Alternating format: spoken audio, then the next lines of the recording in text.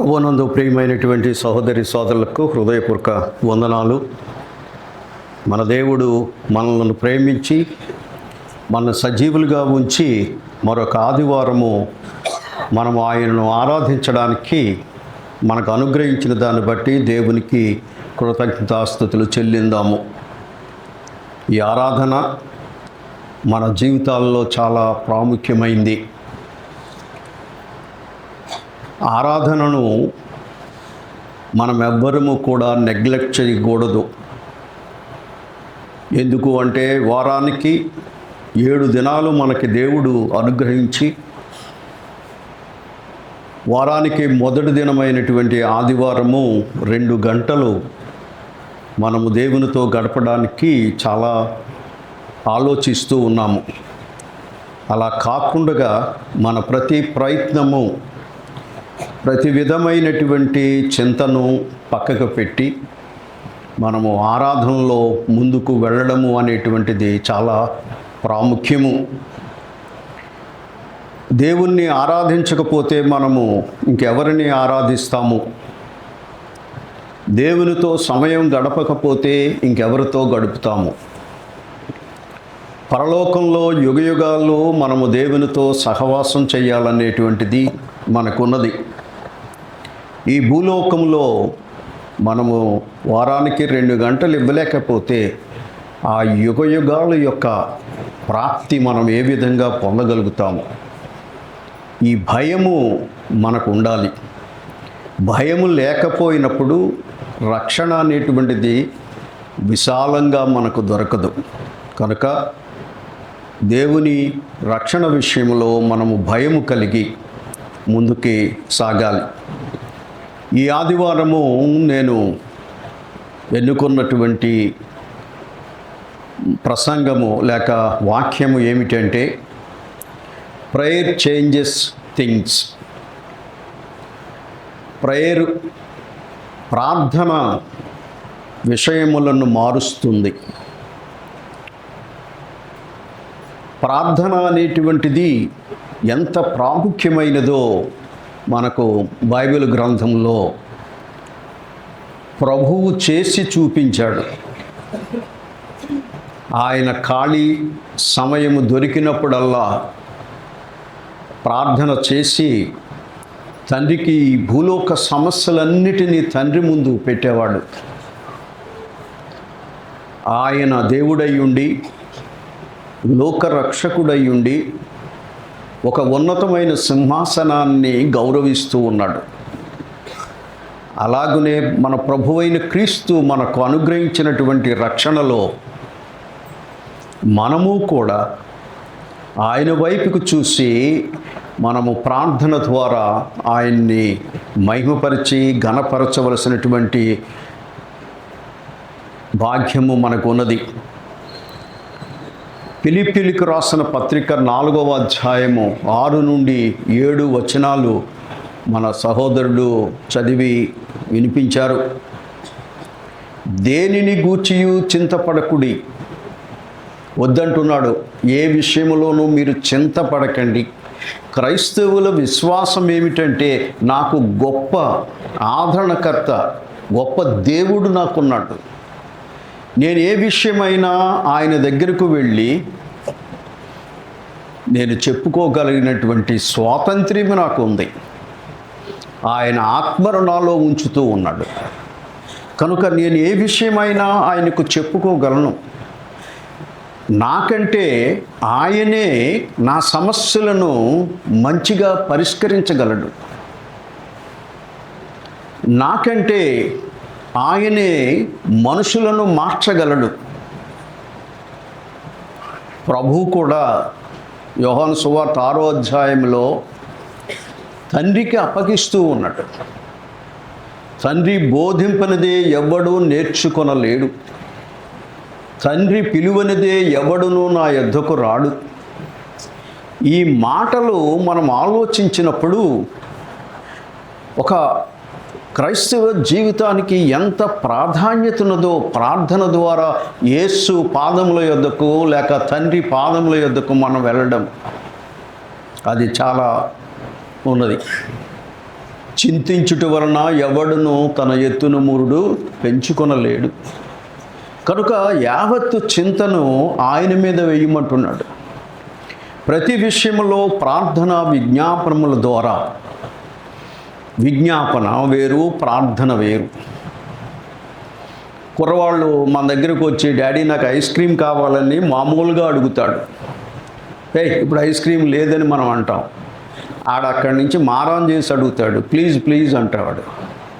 అలాగునే ఏడుస్తాడు, గీ పెడతాడు, తప్పక మనం కొనిస్తాం. అలాగునే మన దేవుడు మనల్ని ఏడిపించేవాడు కాడు. మనం అడిగేటువంటి ప్రతి విషయము దేవునికి అనుకూలపరచాలి. ఎందుకంటే యోహాను సువార్త 1వ యోహాను 5వ అధ్యాయంలో 14వ వచనంలో లేక 15వ వచనంలో ఏమంటాడంటే, దేవుని చిత్తమెరిగి ప్రార్థించండి. ఏమిటి దేవుని చిత్తమెరిగి? నాకు ఏది అవసరమో దాని గురించి ప్రార్థించడము. నాకు ఏది అవసరమో, నాకు ఆరోగ్యం అవసరమా, దాని గురించి విజ్ఞాపన చేస్తాను. నాకు భోజనం అవసరమా, నేను దాని గురించి ప్రార్థన చేస్తాను. అలాగున దేవుని చిత్తమెరిగి, దేవుని చిత్తములో క్రైస్తవులకు ఇవ్వవలసినవి కొన్ని ఉంటవి. వాటిని మనం జ్ఞాపకం పెట్టుకోవాలి. అన్యజనుల వలె మీరు ప్రార్థన చేయకూడదు. కారణం,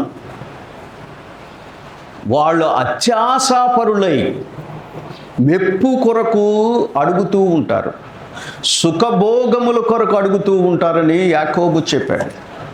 కనుక అలాగూ కాకుండా మన జీవన యాత్రకు, జీవన విధానాలకు, సంఘ విధానాలకు కట్టుబడి దేవుని చిత్తము ఇది నాకు అవసరమే, నాకు నిజమే, నాకు పెద్ద రోల్స్ రాయ్ కారు ఉండాలి, కానీ అది నాకు అవసరము లేదు, దానిని నేను అడగడము అనుచితము, దేవునికి ఇష్టము లేదు అది. కనుక ఈడు సోకులకు పోతున్నాడు కనుక వీడికి మొట్టమొదటిదే తీసేద్దామని మళ్ళీ డొక్కు సైకిల్ ఎత్తాడు. అందుకొరకు మనకు ఏది అవసరమో ఆయనకే ముందుగా తెలుసు అంటున్నాడు.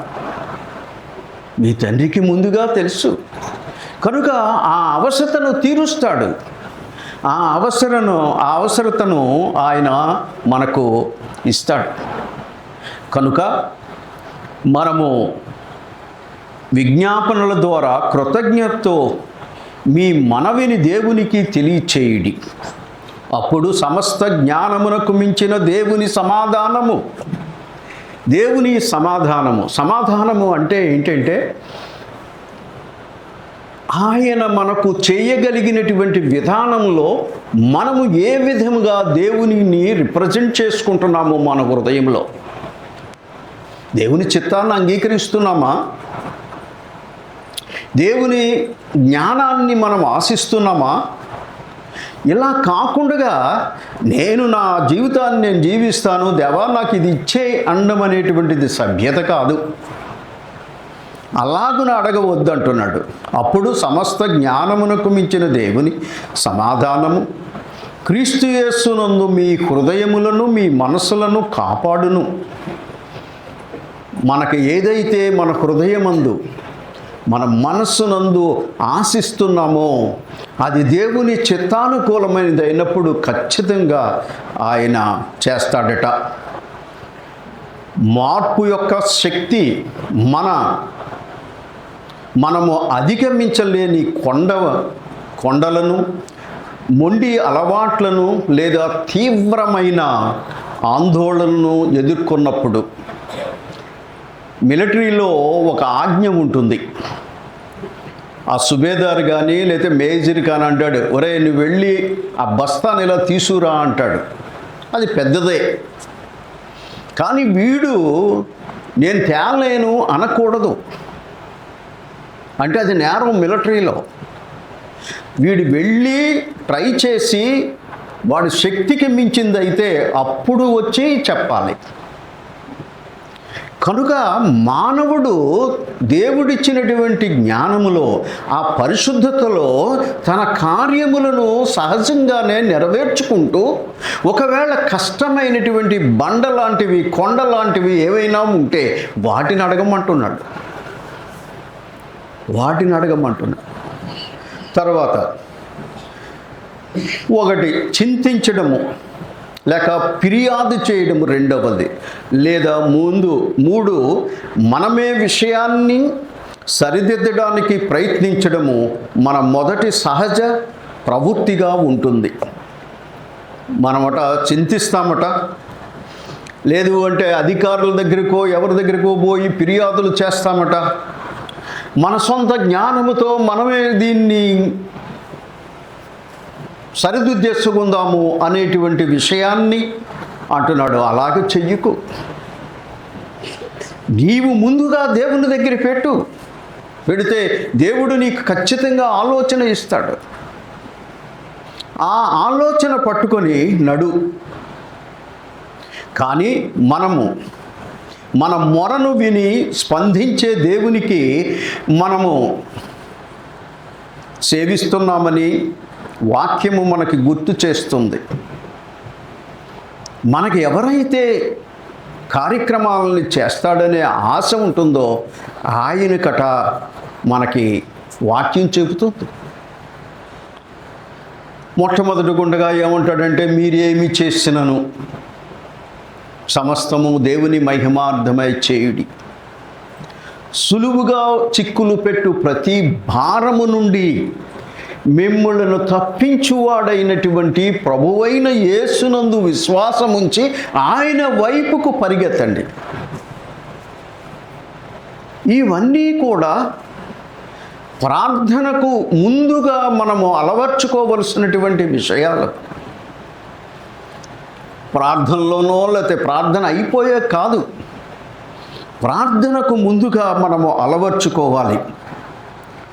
దేవుణ్ణి మనము సేవిస్తున్నాము గుర్తు చేస్తాయి. ప్రార్థన కేవలము ఒక మతపరమైన ఆచారముగా కాదు. మనం క్రైస్తవులం కాబట్టి ఇది ఒక ఆచారంగా మనము ప్రార్థన చెయ్యాలి, చెయ్యకపోతే బాగుండదు అనేటిది కాదట. మనకు దాహం వేసినప్పుడు మనం ఎక్కడికి పోతామంటే నీళ్ళ సీసా దగ్గరికో నీళ్ళ కుండ దగ్గరికో పోతాము. ప్రార్థన అనేటువంటి దాహము ప్రతి పరిశుద్ధునిలోనూ ఉండాలి. అప్పుడే ఆ ప్రార్థన నువ్వు ఫలిస్తుంది, చెయ్యగలుగుతావు. మనము పాడిన పాటే పాడినట్లుగా కాకుండా దేవుని ఆత్మతో మనము ప్రార్థన చేసినప్పుడు నూతన వరవడి, నూతనమైనటువంటి మాటలు, అద్భుతమైన అర్థాలు ఇచ్చేటువంటి మాటలు మన నోట దేవుణ్ణి స్తుతిస్తాయి. అది ప్రార్థనలో ఉండేటువంటి క్రొత్తదనం. ఎప్పుడూ పాత మాటలే కాదు, ప్రభువా నేను బయటికి వెళ్తున్నాను నన్ను కాపాడు, నో. అది నీవు అవసరము నిమిత్తము నువ్వు తృప్తి చెందడానికి చేసేటువంటి ప్రార్థనే కానీ దేవుణ్ణి మహిమపరిచి దేవుని జ్ఞానముతో దేవుణ్ణే ప్రార్థించుట అనేటువంటి దాన్ని మనం అలవర్చుకోవాలి. అందుకే పరిశుద్ధాత్మ దేవుడు ఇంటర్సెషన్ అవుతూ ఉంటాడు నీతిమంతుల ప్రార్థనలో. నీతిమంతుడు ప్రార్థన చేసినప్పుడు ఒక్కొక్కసారి యుక్తముగా అడగటము అనేటువంటిది తనకు చేత కానప్పుడు పరిశుద్ధాత్మ దేవుడే ఆయన ఇలా అడగాలి, ఇదిగో తండ్రి ఇలాగ అడుగుతూ ఉన్నాడు. ఈ రిప్రజెంటేషను అనేటువంటిది మనకు లభిస్తూ ఉంటుంది. అయితే ప్రార్థన ఒక మతాచారంగా చేయొద్దు అంటున్నాడు. యూదులు, పరిసయ్యులు, శాస్త్రులు వీళ్ళందరూ సంత వీధుల్లో చేతులెత్తి ప్రార్థన చేస్తారు. ఎందుకు అంటే వాళ్ళ గొప్పతనము ప్రజలకు కనబడాలని. మీరు అలాగా వేషధారులై ఉండకుడి, వేషధారులై మనము ఉండకూడదు. మన మొరను విని స్పందించే దేవునికి మనము సేవిస్తూ ఉన్నాము. మన విశ్వాసము ఏమిటి అంటే దేవుడు ఖచ్చితంగా మన ప్రార్థన వింటాడు. కొంతమంది వచ్చి, అయ్యా నాకు చాలా రోజుల నుంచి తలనొప్పిగా ఉంది, మీరు ప్రార్థన చేయండి అంటారు.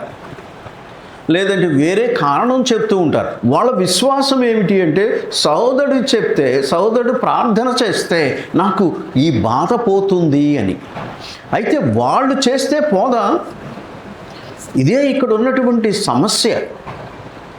ఈ సమస్యను క్రైస్తవుడు అధిగమించాలి. ప్రతి ప్రార్థన దేవునికి ఇష్టమే కనుక నీవు యథార్థంగా చేసేటువంటి ప్రార్థననే ఆశిస్తూ ఉన్నాడు. యథార్థమైన ఆరాధన అడుగుతున్నాడు, యథార్థమైన ప్రార్థన అడుగుతున్నాడు, ఆత్మతో ఆరాధన అడుగుతున్నాడు, ఆత్మతో ప్రార్థన అడుగుతూ ఉన్నాడు. వీటి విషయమై మనము చెయ్యాలి.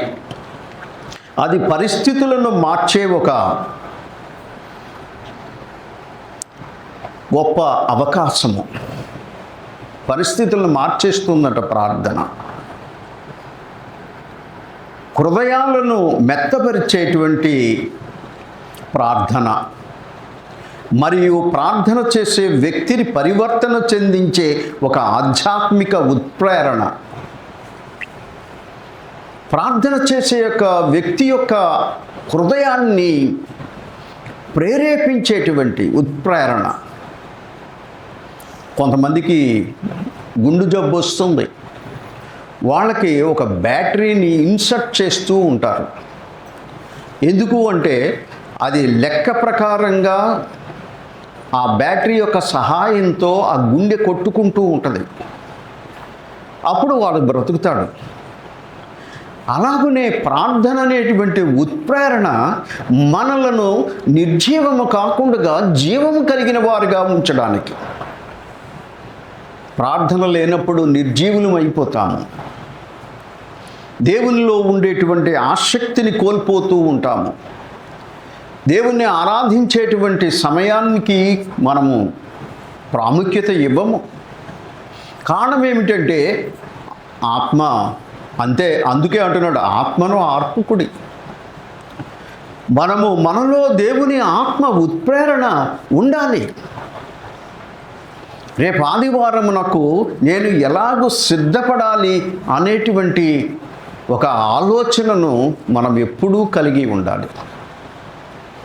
రేపు ఆరాధనకు నేను మొట్టమొదట వ్యక్తిని కావాలి అనేటువంటి ఒక ఫీలింగు మనలో ఉండాలి. అప్పుడే నీ ప్రార్థన ఫలిస్తుంది. ప్రార్థన నిజముగా విషయములను మారుస్తుంది. ప్రార్థన మన దృక్పథాన్ని మారుస్తుంది, పరిస్థితులను మారుస్తుంది.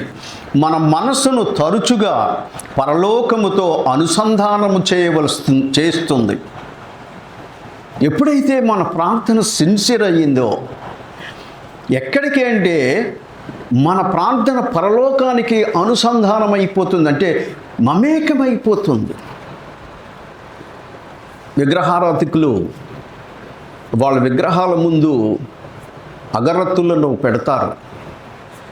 దాంట్లో వచ్చినటువంటి పొగేనట వాళ్ళ భక్తిని అనుసంధానము చేసేది. మరి క్రైస్తవులంగా మన విశ్వాసం ఏమిటి అంటే మనము అగరత్తులు పెట్టము, సాంబ్రాణి వేయము, కర్పూరం వెలిగించము, అరటిపళ్ళు పెట్టం, కొబ్బరికాయలు పెట్టం. ప్రార్థన వీటన్నిటికంటే ఎక్కువ విలువైనది, ఎక్కువ శక్తి కలిగినది, ఎక్కువ దేవునితో సహవాసము చేయగలిగినది, ఎక్కువగా మానవ హృదయాన్ని మరి కళంకము లేని దానిగా చేసేది. నేను అబద్ధికుడిగా ఉండి ప్రార్థించలేను. నేను మోసగాడిగా ఉండి నేను దేవుని దగ్గరికి వెళ్ళి నాయనా నాకు ఇలా జరిగిపోయిందని అనలేను. కనుక యథార్థమైనటువంటి జీవన విధానంలో మనము ప్రార్థన చేసినప్పుడు ఈ ప్రార్థన పరలోకములోకి ధూపము వలె వెళుతుంది. పాత నిబంధన గ్రంథంలో దేవుని ప్రజలు అర్పించినటువంటి క్రొవ్వు, మాంసము ఆ బలిపీఠం మీద కాలుతూ ఉంటే అందులో నుంచి వచ్చినటువంటి పొగ ఆయనకు చాలా స్వీట్ స్మెల్లింగ్ అన్నాడు. అంటే చాలా ఇంపుగా ఉంటుంది. ఆ భక్తుని యొక్క హృదయము ఆ పొగ తీసుకుని వెళ్ళి దేవునికి చూపిస్తుందట. అలాగనే మన ప్రార్థనలు దేవునికి మన హృదయాన్ని చూపించాలి. చూపించినప్పుడు మనము చాలా మంచి వాళ్ళమే అవుతాము. తర్వాత దేనిని గూర్చి చింతింపకుడి, సమస్త జ్ఞానమునకు మించిన దేవుని సమాధానం మీ హృదయములలో మీ మనసుల్లో కాపాడును. ఫిలిప్పీలకు రాసిన పత్రిక 4వ అధ్యాయము 6-7 ఇందాకే చదువుకున్నాం. చింత మన విశ్వాసాన్ని అణిచివేస్తుంది. ఎప్పుడైతే చింత మనకు వచ్చిందో మన విశ్వాసంలో బలహీనమైపోయాం. విశ్వాసంలో బలంగా ఉన్నప్పుడు చింత ఉండదు. ఎందుకంటే దేవుడు చూసుకుంటాడు. చిన్నపిల్లలు ఏమనుకుంటారంటే వాళ్ళు ఏం చేసినా డాడీ చూసుకుంటాడు, లేకపోతే మమ్మీ చూసుకుంటుంది, మాకు భయం లేదు. అందుకొరకు ఏమంటున్నాడంటే చింత మన విశ్వాసాన్ని అణిచివేస్తుంది, కానీ విశాలమైన ప్రార్థన మన దృష్టిని మన సమస్యల విధానము నుండి మనము దేవుని గొప్పతనము వైపుకు మళ్ళిస్తుంది. విశాలమైన ప్రార్థన. విశాలమైన ప్రార్థన అంటే ఇక్కడ పొడుగ్గా 4-5 గంటలు చెయ్యమని కాదు. విశాలమనే మాటకు అర్థము నీ మనోనేత్రములు తెరిచి జ్ఞానయుక్తముగా ప్రార్థన చేయడమే. మనోనేత్రములు జ్ఞానము. అలాంటప్పుడు అది ఏమవుతుంది అంటే ఏం చేస్తుందట, ప్రార్థన దేవుని హస్తాన్ని కదిలిస్తుంది. అంటే దేవునికి హస్తాలు ఉంటాయి. ఆత్మస్వరూపమైన దేవునికి అంటే ఇది కేవలము పోలిక. కదిలిస్తుంది, జోక్యము చేసుకోమని చెప్తుంది. దేవుని ప్రజలు మొర్రపెట్టగా దేవుడు అద్భుతంగా జోక్యము చేసుకున్నటువంటి వృత్తాంతాలు మనకి బైబిల్లో ఎన్నో కనిపిస్తూ ఉంటాయి. నీతిమంతుల ప్రార్థన శక్తివంతమైంది, బహుబలము గలది. ఎక్కడంటాడు? యాకోబు 5:16లో నీతిమంతుని ప్రార్థన దేవుని సింహాసనమును కదిలిస్తాయి. నీతిమంతుని జీవితము దేవుని కదిలిస్తాయి. లోతు నీతిమంతుడు, అతను హృదయమందు నొచ్చుకోవడమే దేవునికి విజ్ఞాపనగా వెళ్ళిపోయింది. అలాగే అబ్రహాము, అలాగే పితరులు, అలాగే దావీదు, వీళ్ళందరూ చేసినటువంటి విధానాన్ని మనం చూసినప్పుడు మరి దేవునికి మహిమకరంగా వాళ్ళు చేశారు. దేవుడు తన కార్యములలో పాలు పంచుకోమని మనల్ని ఆహ్వానిస్తూ ఉన్నాడు. మనము దేవుని కార్యాలను నెగ్లెక్ట్ చేసి ప్రార్థన చేయమని కాదు. దేవుని కార్యాలను మనము మంచిగా ఆలోచన చేస్తూ వాటిని నెరవేరుస్తూ అప్పుడు మన ప్రార్థన మన అవసరముల నిమిత్తము, సంఘము అవసరముల నిమిత్తము, విశ్వాసుల అవసరముల నిమిత్తము మనము ప్రార్థన చెయ్యాలి. తరువాత మనము చూసే నాటకీయమైన మార్పులు అన్నీ ఎరుకో గోడలు ప్రార్థన వలనే కూలిపోయాయి. అవన్నీ కూడా విశ్వాసపూర్వకమైనటువంటి విశ్వాసముతో కూడిన ప్రార్థనల ద్వారానే జరిగాయి. ప్రార్థన మనలను దేవుని చిత్తానికి అనుగుణ్యంగా నడిపిస్తుంది. దేవునికి అయిష్టమైనటువంటి కార్యాలు చేయడానికి ప్రార్థన కాదు. ఒకవేళ నేను త్రాగబోతున్న ఈ ప్రార్థన చేస్తే అది దేవునికి ఇష్టం కాదు. దేవుని నియమములో మనము జీవించేటువంటి విధానము మనకు ఉండాలి. కేవలము లోక సంపాదన కొరకు మన జీవితాలని హెచ్చించకూడదు. అవసరమే అవి.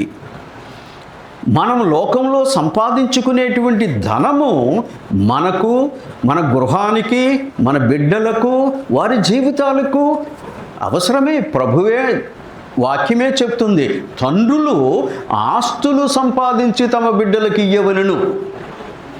కనుక అందులో తప్పులేదు. కానీ అదే ప్రవృత్తిగా తీసుకోవద్దు అంటున్నాడు. ఆ ఆస్తిని సంపాదించడానికి న్యాయమైన పద్ధతిలో, ఎఫెసీయులకు రాసిన పత్రిక 4వ అధ్యాయము 28, ప్రతివాడు తన చేతులతో కష్టపడి మంచి పని చెయ్యాలి, చేసే అలాగున ధనాన్ని సంపాదించుకోవాలి. ఇంకొక విధంగా డబ్బు సంపాదించకూడదు. దేవుని ప్రజలు డబ్బు సంపాదించడం మీద మనసు కానీ, డబ్బు సంపాదించడానికి కావలసినటువంటి అన్య మార్గాలను కానీ ఆలోచన చేయకూడదు. దేవుడు న్యాయమైన పద్ధతిలో, మనము బ్యాంకులో వేసుకుంటాం డబ్బులు, వాడు వడ్డీ ఇస్తాడు, అది న్యాయసమ్మతమైనటువంటి వడ్డీ. కానీ మనం ఏం చేస్తాము అంటే అది తక్కువ, ఎవరికైనా ఇస్తే 100కి నెలకి 10 రూపాయలు ఇస్తాడు. అది అక్రమము, అది మనము చెయ్యకూడని పని. అది వడ్డీయే, ఇది వడ్డీయే. కానీ ఒకటి మంచిదవుతుంది, ఒకటి చెడ్డదవుతుంది. కనుక మనము ఆ విధంగా ఆలోచన చెయ్యాలి. ప్రార్థన ఎల్లప్పుడూ మనము మొదట్లో కోరుకున్న విధంగా పరిస్థితిని మార్చదు. మనం కోరుకున్నట్లుగా పరిస్థితులను మార్చేస్తుందా? మార్చదు. కొన్నిసార్లు అది మనల్ని మార్చి మనమే ఆ ప్రార్థనకు సమాధానంగా మారేటట్టుగా చేస్తుంది. ప్రార్థన పరిస్థితులను మార్చేస్తుందనేది కాదు. ప్రార్థన నువ్వు చేసినప్పుడు ఒకవేళ ఆ ప్రార్థనకు అనుకూలంగా నువ్వు జీవించలేనప్పుడు ఆ ప్రార్థనే నీ జీవితాన్ని కూడా మారుస్తుంది, నా జీవితాన్ని కూడా మారుస్తుంది. అయ్యో, నేను ఇలాగ ప్రార్థన చేస్తున్నాను, మరి నాలో ఏం మార్పు ఉంది? నేను ఏ విధంగా మార్పు చెంది ఇలాగ ప్రార్థన చేస్తూ ఉన్నాను? నా సహోదరుడు బాధపడుతూ ఉన్నాడు, భార్యాభర్తలు గొడవ పెట్టుకుంటూ ఉంటున్నారు. అలాంటప్పుడు నేను వారి కొరకు ప్రార్థన చేసే ఆ పరిశుద్ధత కానీ, హక్కు కానీ నాకెక్కడిది? నేను నా భార్యతో సౌఖ్యంగా జీవించినప్పుడే కదా నేను ఇంకొకరు దంపతుల గురించి ప్రార్థన చేసేటువంటి అనుకూలతను దేవుడు ఇస్తాడు. నేను దేవునికి యథార్థంగా ఇచ్చినప్పుడే కదా ఆయన కూడా యథార్థంగా నాకు ఇస్తాడు. కనుక మనము ఎక్కడ ఆలోచన చేస్తూ ఉంటాము అంటే మన జీవిత గమ్యాన్ని వేరే చోట పెట్టి వేరే చోట అయినటువంటి దేవుని దగ్గరికి వచ్చి, దేవా నాకు ఇచ్చేసే అది చేసే అని అడుగుతూ ఉంటాము. అది కుదరదు అంటున్నాడు. కొన్నిసార్లు అది మనల్ని మార్చుతుంది. అది మన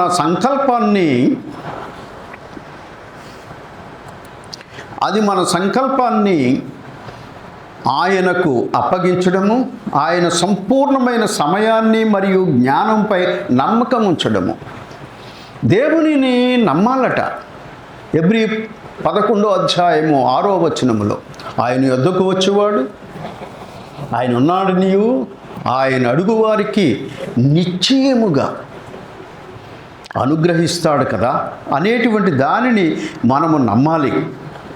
దేవుని యొద్దకు వచ్చుటలో మనకు కలిగిన ధైర్యమేమనగా, ఆయన చిత్తానుసారంగా ఏది అడిగిననో ఆయన మనకు కాదనడు.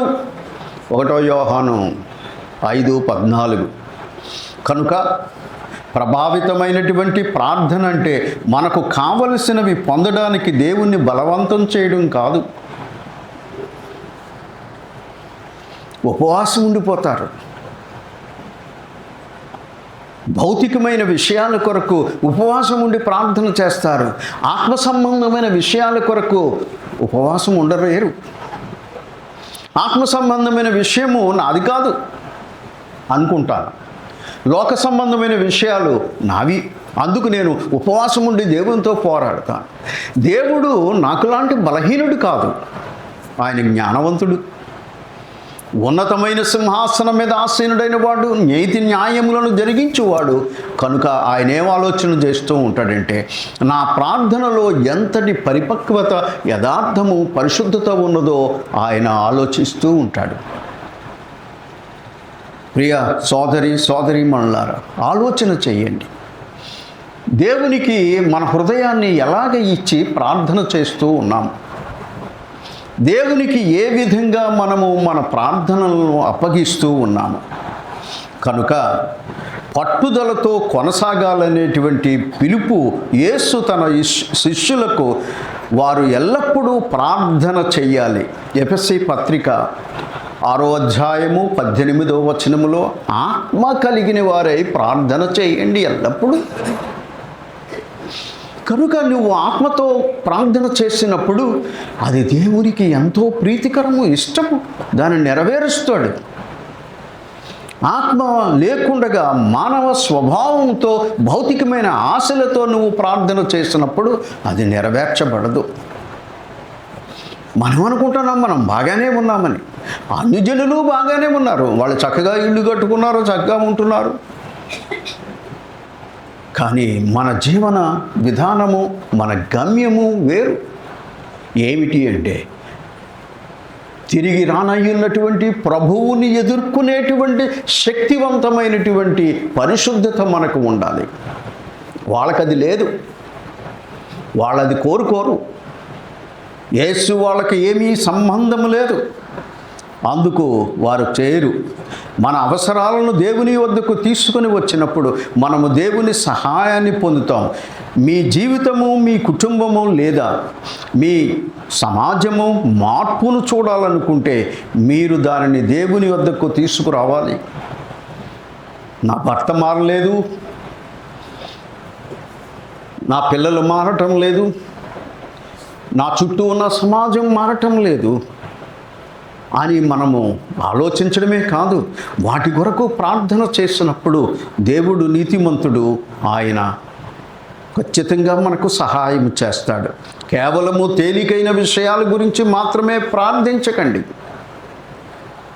మీ అతి భారమైన భారాలను తీసుకొని రండి. మరియు ఈరోజే దేవునికి మనము ఆ ప్రార్థన ద్వారా మనకు కష్టమైన విషయాలను దేవుని ముందు పెట్టినప్పుడు, మనకు యథార్థమైన మనసు కలిగి దేవుని ముందు పెట్టినప్పుడు దేవుడు వాటి విషయమై మనకు ఖచ్చితంగా సహాయం చేస్తాడు. సామెత ఉంది, Rome is not built in a day. రోమా పట్టణము అనేటువంటిది ఒక రోజులో నిర్మితమైంది కాదు. అలాగనే పీటీ స్కూలు ఒక్క దినంలో కట్టబడలేదు. 50 సంవత్సరాలు కష్టము, 50 సంవత్సరాలు దీక్ష, అనేకులు ప్రార్థన సహాయంతో కట్టబడుతూ ఉంటుంది. అలాగే సంఘము కేవలము ఒక వ్యక్తి మూలంగా కట్టబడదు. మనమందరము సహకరించినప్పుడే సంఘము కట్టబడుతుంది. ఆ సంఘము అభివృద్ధి పొందడానికి మనమందరము ప్రార్థన చేయాలి. దేవుని ముందు యథార్థమైనటువంటి జీవితాలను ప్రసాదంగా పెట్టాలి. అప్పుడే అవి మనకి ఖచ్చితంగా మనకి ఫలిస్తాయి. లేదు అంటే కాదు. ఈరోజే మనము దేవుని దగ్గరికి మన మార్చబడినటువంటి హృదయాలతో దేవుని దగ్గరికి మన ప్రార్థనలు తీసుకొని వెళ్ళినప్పుడు ఆయన మన కుటుంబాలను, మన సమాజాలను మార్చగలుగుతాడు. మీ అందరికీ నా వందనాలు.